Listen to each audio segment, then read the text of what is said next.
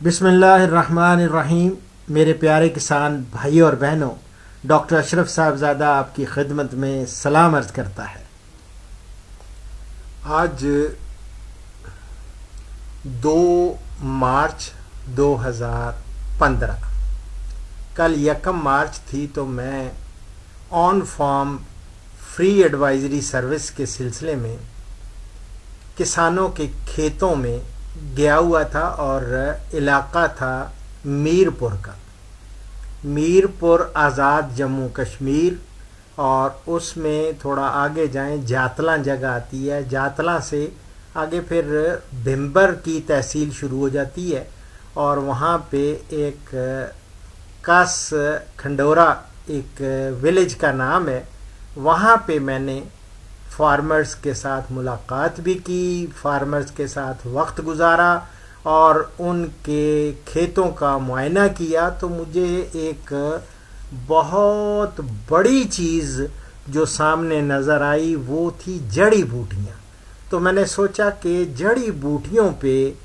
آج آپ کو آگاہی دی جائے، اور خصوصاً سبزیوں کی کاشت کے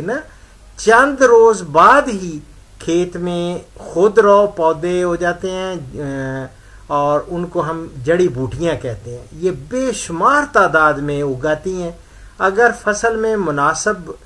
وتر میں بر وقت گوڈی کر کے اس کے ہوئنگ کر کے اس کا تدارک کر لیا جائے تو بہت نقصان اگر سے بچا جا سکتا ہے. اگر تدارک نہ کیا جائے تو بہت نقصان ہو جاتا ہے. اس سے فصل کی پیداوار پہ بہت بڑا، کیونکہ وہ کمپیٹ کرتے ہیں. یہ خودرو پودے جو ہوتے ہیں یہ جتنے بھی جڑی بوٹیاں ہیں، یہ کھیت سے پانی اور خوراک حاصل کر کے فصل کو ان سے محروم کر دیتی ہیں، جس کی وجہ سے اصل فصل کی نشو و نما رک جاتی ہے، اور فصل کی کوالٹی میں بھی کمی واقع ہو جاتی ہے.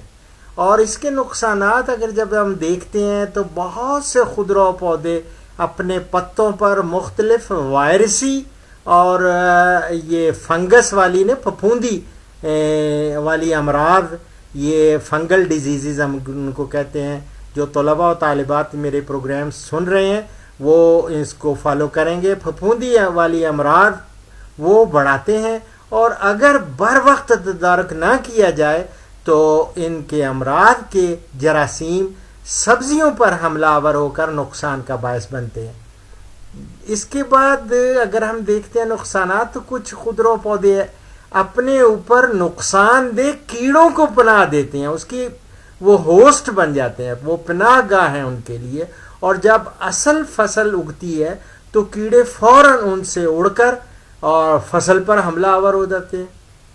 اس سے نقصان ہوتا ہے. کچھ خودرو پودے ایسے ہیں کہ اگر کھیت میں چند پودے بھی گوڈی کرتے وقت کٹنے سے بچ جائیں تو وہ اتنی تعداد میں بیج بناتے ہیں، وہ آپ تصور نہیں کر سکتے کہ کئی سال تک ان کو ختم کرنا مشکل ہو جاتا ہے. اور ان کی مثال میں آپ کو دیتا ہوں. ایک باتھو ہے، باتھو اور اڈ سٹ ایک ایسی، اور اسی طرح ڈیلا گھاس، وہ بھی ایک بار کھیت میں پاؤں جما لے تو اس کو ختم کرنا مشکل ہو جاتا ہے. اور پلیز نوٹ فرما لیں، یہ خودرو پودوں اور جڑی بوٹیوں کا فصل کو جو نقصان پہنچانے والا نازک دور کون سا ہے. نوٹ کر لیں، سبزیاں اگانے والے خاص طور پہ کاشتکار بھائی اور بہنیں، سبزیوں کی فصل کی عمر کا پہلا چوتھائی حصہ، جس میں فصلیں ابھی چھوٹی ہوتی ہیں اور پتے وغیرہ کم ہونے کی وجہ سے فصل زمین کو اچھی طرح نہیں ڈھانپتی، کور نہیں کر دیتی. تو اسی طرح اگر جڑی بوٹیوں کو مناسب طریقے سے کنٹرول نہ کیا جائے تو فصل کو بہت نقصان پہنچتا ہے. اس لیے کوشش کرنی چاہیے کہ جب فصل چھوٹی ہو تو ان کو تلف کر دیا جائے، اور فصل کے باقی عرصہ میں چونکہ فصل بڑی ہو کر زمین کو ڈھانپ لیتی ہے، اس لیے جڑی بوٹیاں دب جاتی ہیں. اور اس کے اور بہت سارے طریقے ہیں کہ ان جڑی بوٹیوں کو کنٹرول کرنے کے، تو میں سمجھتا ہوں کہ کاشت سے پہلے اگر آپ کھیت کی ایریگیشن کریں، آب پاشی کریں اور مناسب وتر پر، وتر سمجھ جیسے آج کل بارشیں ہو رہی ہیں، اور پھر اس کے بعد آپ دیکھیں گے کہ جب دھوپ وغیرہ نکلے گی تو یہ موائسٹ کنڈیشن میں رہیں گی، ویٹ کنڈیشن میں، اس کو وتر کی حالت کہتے ہیں۔ وتر پر کھیت میں آپ ہل چلا کر سہاگا دیں، اس کو پلینکنگ کر دیں، اور 8-10 دن بعد جب کھیت میں بہت سارے آپ دیکھیں گے خضرو پودے اگائیں گے تو دوبارہ ہل چلائیں اور ان کو تلف کر دیں۔ یہ کاشت سے پہلے آپ لوگوں نے کرنا ہے۔ دوسرا یہ ہے کہ فصلوں کی مناسب روٹیشن جو ہوتی ہے نا، کراپ روٹیشن اس کو کہتے ہیں، ہیر پھیر، یعنی عدل بدل، ایک ہی سے بھی خضرو پودوں کا تدارک کیا جا سکتا ہے۔ جب ڈیلے وغیرہ کی طرح کے سخت جان پودے آسانی سے ختم نہ ہوتے ہوں تو موسم گرما کے دوران ان کھیتوں میں آپ چری، باجرہ وغیرہ یا چارہ کے لیے نا یہ چیزیں چارہ وہ کاشت کریں، اور جب چارہ کاٹیں گے تو اس کے ساتھ ہی یہ بھی ساری یہ خضرو پودے، یہ جڑی بوٹیاں، ان کا بھی تدارک ہو جائے گا۔ ان فصلوں کا آپ عام شرح سے 1.5-2 گنا زیادہ بیج فی ایکڑ استعمال کریں، اور اگنے پر آپ پلیز نائٹروجن والی کھاد بھی زیادہ مقدار میں ڈالیں۔ اس طرح آپ دیکھیں گے کہ فصل گھنی ہوگی اور اس کے اگنے اچھی اگے گی اور بہت تیزی سے وہ بڑھے گی نائٹروجن کی وجہ سے، اور خضرو پودوں کو اپنے اندر دبا لے گی۔ چونکہ فصل بہت گھنی ہوتی ہے اس لیے خضرو پودے سورج کی روشنی سے محروم ہو کر اپنی موت آپ مر جاتے ہیں۔ اور تیسرا یہ ہے کہ جب یہ خاص طور پہ سردیوں میں نے دیکھا ہے کہ چنا، سرسوں ایسی فصلیں ہیں کہ ان کی جڑوں سے زیر زمین ایسے مادے نکلتے ہیں، سرسوں سے خاص طور پہ نا، جو خضرو جڑی بوٹیوں کے زمین میں موجود بیجوں پر اثر انداز ہو کر انہیں اگنے نہیں دیتے۔ اور گرمیوں میں بھی یہ سورغم جو ہے چری ہوتی ہے اس کے بھی جڑوں سے یہ ہوتا ہے، نکلتا ہے، لیکن خاص طور پہ سرسوں میں، براسیکا میں دیکھا گیا ہے کہ یہ جڑوں سے ایسا مادہ نکلتا ہے جو جڑی بوٹیوں کو کنٹرول کرنے میں مدد دیتا ہے۔ اور کھیتوں میں یاد رکھیں، میں کل بھی فارمرز کے ساتھ بات کر رہا تھا تو دیکھا میں نے کہ انہوں نے تازہ کھاد استعمال کی ہوئی ہے۔ پلیز خدا را کھیتوں میں گوبر کی تازہ کھاد استعمال ہرگز نہ کریں، کیونکہ کچی کھاد میں نا خضرو پودوں کے بہت سارے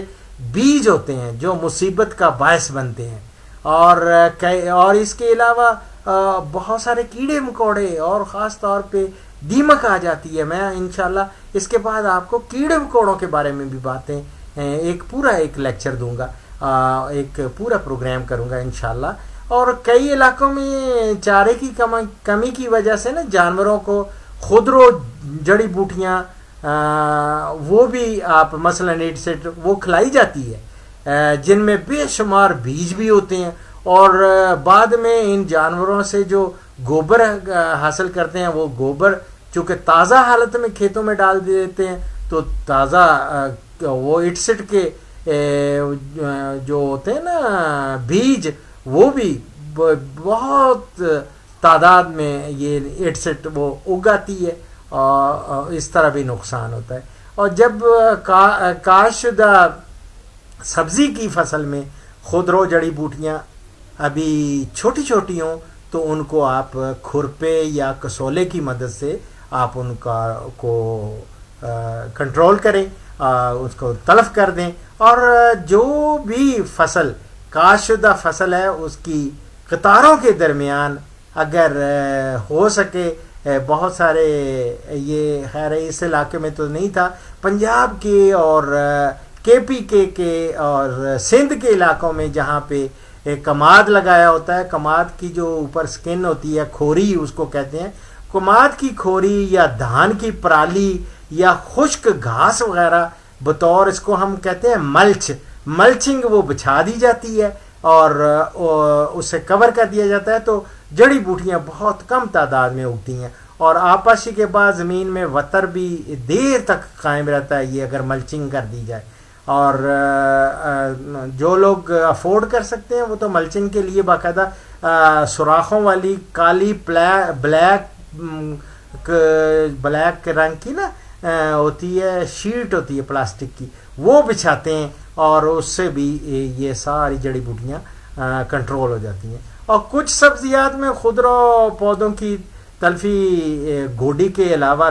کیمیائی ادویات سے بھی ممکن ہے، لیکن کیمیائی ادویات کے لیے آپ اپنے خود بخود ہی نا